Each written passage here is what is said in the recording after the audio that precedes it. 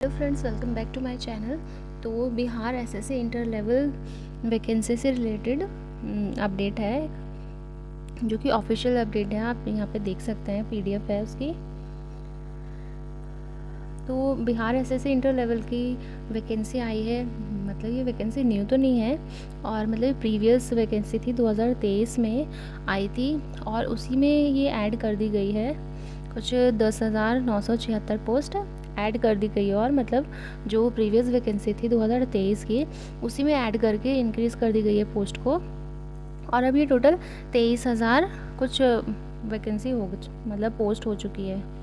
ठीक है, तो यहाँ है जैसा कि आप देख सकते हैं। और ये फॉर्म जो है रीओपन हो गया है दोबारा से। और जिन्होंने पहले फॉर्म फिलअप किया था तो उनको ये दोबारा से फॉर्म फिलअप नहीं करना है। जिन्होंने नहीं किया है, यानी कि जो भी 12th पास आउट है, वो अब फॉर्म फिल कर सकते हैं।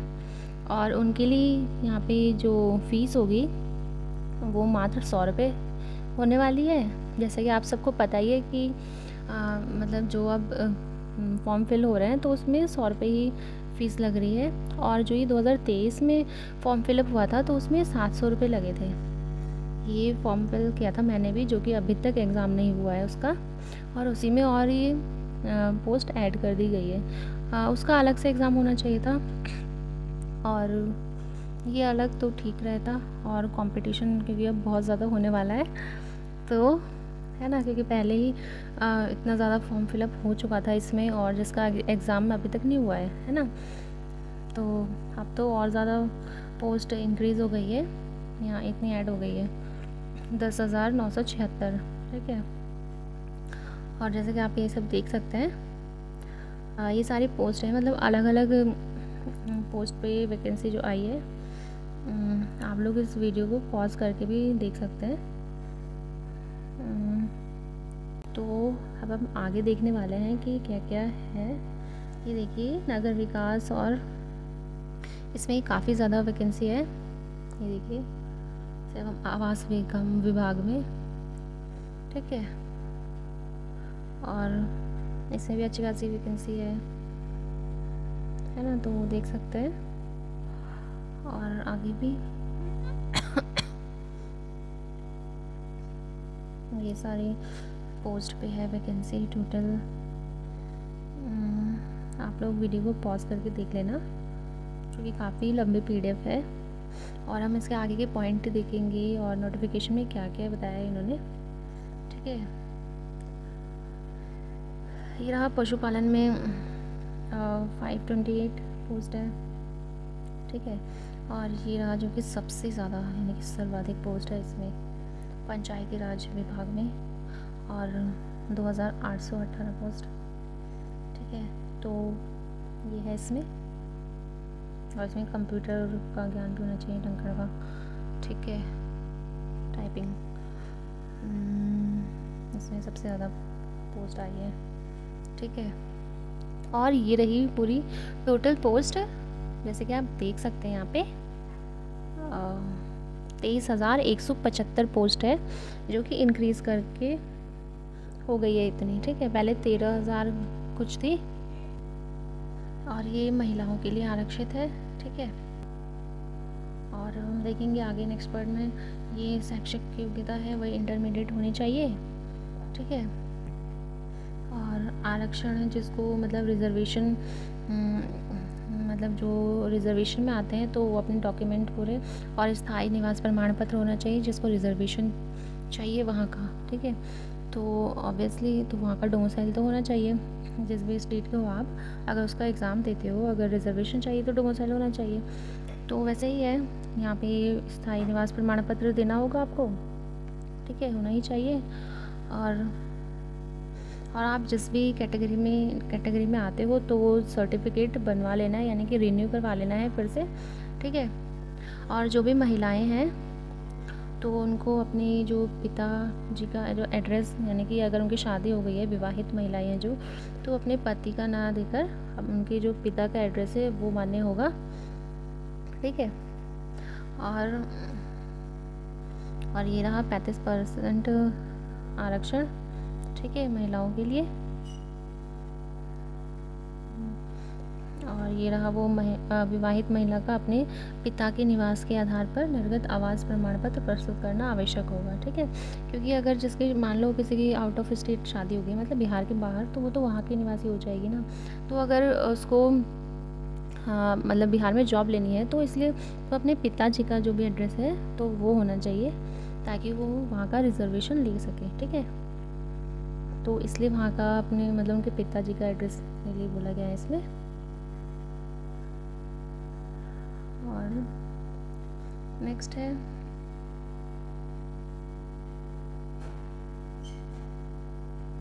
और जो उम्र सीमा है वो 1/8/2025 से काउंट होने वाली है। ठीक है, 1/8/2025 के आधार पर काउंट की जाएगी। ठीक है, और मिनिमम एज 18, क्योंकि 12+ है तो इसलिए एज, और जो मैक्सिमम एज होने वाली है तो वो होने वाली है 42 साल, जैसे कि आप देख सकते हैं। यानी कि जो अनरिज़र्व्ड है, तो अनरिज़र्व्ड के लिए 37 है, और SC ST के लिए यहाँ है 42 है, और जो अनरिज़र्व्ड महिला है उनके लिए 40 है। ठीक है, और पिछड़ा वर्ग के लिए 40 है, पुरुष और महिला के लिए। ठीक है, तो आप देख सकते हैं यहाँ पे।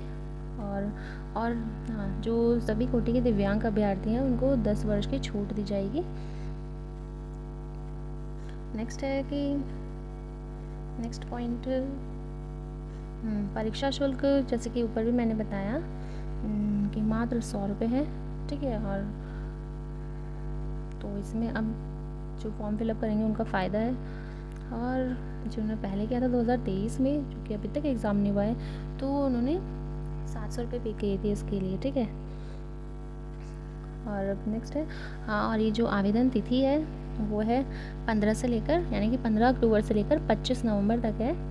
ठीक है, आवेदन तिथि यानी कि जो फॉर्म रजिस्ट्रेशन फॉर्म डेट है, तो वो आप 25 तारीख तक कर पाएंगे, यानी कि 25 नवंबर तक। ठीक है, और अब है हाँ, परीक्षा जो है अगर 40,000 फॉर्म भरे जाएंगे तो प्रीलिम्स होता है, और 40,000 से ज़्यादा होगा तो मेंस, जैसा कि बिहार के हर एक एग्ज़ाम में ये दिया हुआ रहता है नोटिफिकेशन में। ठीक है, तो 40,000 से तो ज़्यादा पहले ये फॉर्म फिलअप हो चुका है 2023 में, तो प्री तो सिर्फ होगा नहीं, मेंस भी होना ही होना है इसका, है ना।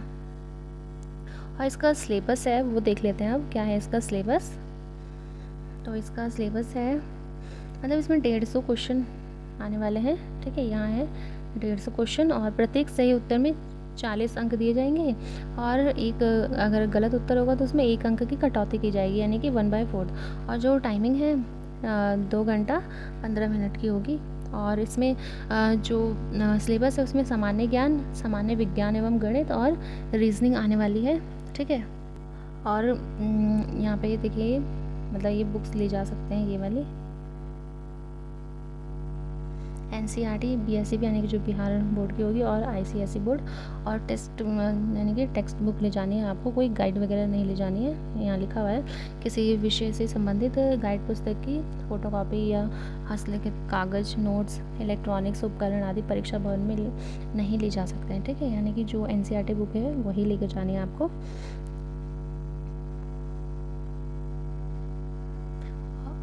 और बाकी जो उसमें जो सिलेबस है ये देख सकते हैं आप,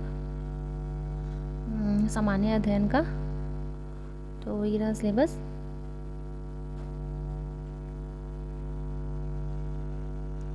ठीक है, और यह समसामयिक यानी कि करंट अफेयर आने वाली है, और भारत एवं उसके पड़ोसी देश से भी प्रश्न रहेगा, और यह भारत का इतिहास, संस्कृति, भूगोल, आर्थिक परिदृश्य यानी इकोनॉमिक, और स्वतंत्रता आंदोलन, भारतीय कृषि, प्राकृतिक संसाधनों, और इन सब से मतलब यह सिलेबस दिया हुआ है यहाँ पे। पंचायती राज और पंचवर्षीय योजना, भारत का संविधान एवं राज्य व्यवस्था, देश की राजनीतिक प्रणाली, और यहाँ पे देखिए यह पंचवर्षीय योजना एवं राष्ट्रीय आंदोलन में बिहार का योगदान, यानी कि बिहार स्पेशल से भी आने ही वाला है प्रश्न। ठीक है, इसके सिलेबस में दिया हुआ है तो आएगा। और ये रहा सामान्य विज्ञान, सामान्य विज्ञान का सिलेबस देख सकते हैं आप। ठीक है, मैट्रिक स्तर के यानी कि 10th लेवल का पूछा जाएगा, फिजिक्स, केमिस्ट्री एंड बायो से, भौतिक और रसायन और जीव विज्ञान से, और भूगोल। ठीक है, और गणित में क्या रहने वाला है, तो संख्या पद्धति से संबंधित प्रश्न, पूर्ण संख्याओं का विकलन, दशमलव, भिन्न और ये सब है, ठीक है। प्रतिशत, अनुपात, समानुपात, औसत, ब्याज और लाभ और हानि, और मानसिक यानी कि रीजनिंग, ठीक है।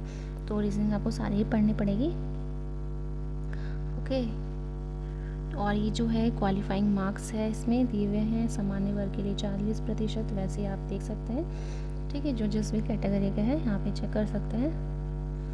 और ये है आवेदन करने, मतलब ये ऑनलाइन आवेदन प्रारंभ करने की तिथि जो है ये है दी हुई है यहाँ पे। 15 तारीख से फॉर्म फिलअप होगा, 15 अक्टूबर से, और 25 नवंबर को लास्ट डेट है रजिस्ट्रेशन की, ठीक है। और फ़ी पेमेंट की है अंतिम तिथि 27 तारीख, ठीक है। कभी कभी फ़ी मतलब उसमें पेमेंट करने में, प्रोसेसिंग होने में कोई प्रॉब्लम या इशू आता है तो इससे वो पेमेंट नहीं हो पाती है, तो इसलिए 2 दिन एक्स्ट्रा टाइम दिया हुआ है, ठीक है। और ये रहा, ये सब ऑनलाइन आवेदन पत्र में योग्यता ये सब होना चाहिए, ठीक है। आपके पास 10th का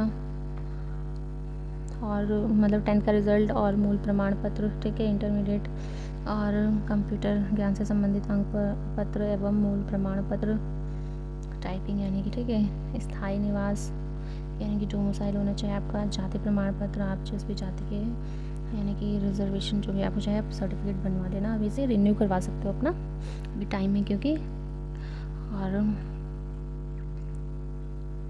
ये सब है, ठीक है, देख सकते हैं आप।